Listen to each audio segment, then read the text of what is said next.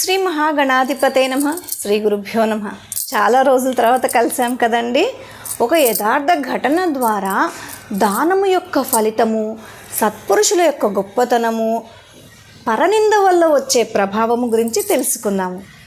ఒక ఊర్లో ఒక రాజు ఉండేవాడు. అదే ఒక రాజ్యాన్ని ఒక రాజు పరిపాలించేవాడు. అతను నాస్తికుడు. వేదాలు లేవు, గురువులు లేరు, దానం అవసరం లేదు, భగవంతుని ప్రార్థించాల్సిన అవసరం లేదు, నిరంతరం సుఖంగా ఉండండి, సంతోషంగా ఉండండి, బాగా ఎంజాయ్ చేయండి అని తను ఎంజాయ్ చేసేవాడు. ప్రజలనందరినీ కూడా ఇదే దారిలో నడుపుతున్నాడు. రాజ్యం అంతా భ్రష్టు పడుతోంది. ఆ ఊర్లోకి ఒక సత్పురుషుడు వచ్చాడు. ఒక మహాత్ముడు, సంత్ పురుషు, ముని, ఋషి ఏదన్నా అనుకోండి.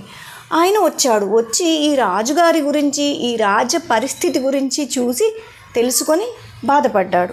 ఆలోచించాడు, ఏం చేయాలి, ఈ రాజును ఎలాగైనా సరే మార్చాలి. అందుకనే రాజుగారు ఒకరోజు గుర్రంబండి మీద వెళ్తూ ఉంటే, అదే రథం మీద వెళ్తూ ఉంటే ఆపి, సత్పురుషుడు కదా నమస్కరిస్తాడేమో అని చూశాడు. కానీ నమస్కారం లేదు, ఏం లేదు. ఏం కావాలి నీకు అన్నాడు. ఒక్క నిమిషం దిగండి ప్లీజ్ అన్నారు. సరే ముసలాయన పెద్ద ఆయన దిగాడు. దిగిన తర్వాత, నేను ఒక సంచారిని, దారిలో వెళ్తూ ఉన్నాను, మీ రాజ్యం దగ్గరికి వచ్చాను, నాకు మీ దగ్గర నుంచి ఏదో ఒక పదార్థం ఇవ్వండి, ఏదైనా సరే మీ దగ్గర ఏది ఉంటే అది నాకు దానం ఇవ్వండి అంటే, నేను దానాలు అవి నమ్మను, నేను దానం చెయ్యను, నేను అసలు దానాన్ని నమ్మను, నీకు ఎందుకు ఇస్తాను, నువ్వు కష్టపడు, సంపాదించు, ఎంజాయ్ చేయన్నాడు. అలా కాదు, నేను ఈరోజు మీ నుంచి ఏదో ఒకటి తీసుకొని ఇక్కడి నుంచి వెళ్ళను, మిమ్మల్ని వెళ్ళనివ్వను, కాబట్టి నాకు ఏదో ఒకటి ఇవ్వాల్సిందే అని మొండి పట్టుపట్టి కూర్చున్నాడు. అప్పుడు రాజుకు ఒంటి నిండా బంగారు ఉంది, డబ్బు ఉంది, రథంలో చాలా ఐటమ్స్ ఉన్నాయి, ఏమి ఇవ్వలేదు. అటుగా ఒక ఆవుల మంద వెళ్తూ ఉంటే ఆ గోమయం, ఆ పేడ తీసుకొచ్చి ఆయన చేతిలో పెట్టారు.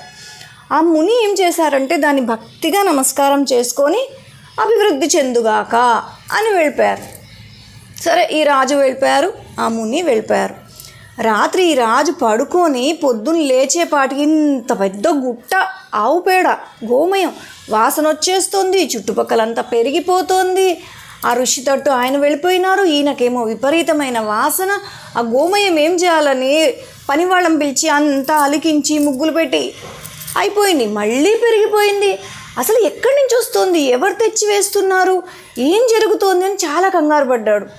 తర్వాత ఏం జరిగింది, ఆ ఋషి ఏమన్నారు, అన్ని వివరాలు నెక్స్ట్ పార్ట్లో తెలుసుకుందాం. జయ శ్రీరామ్.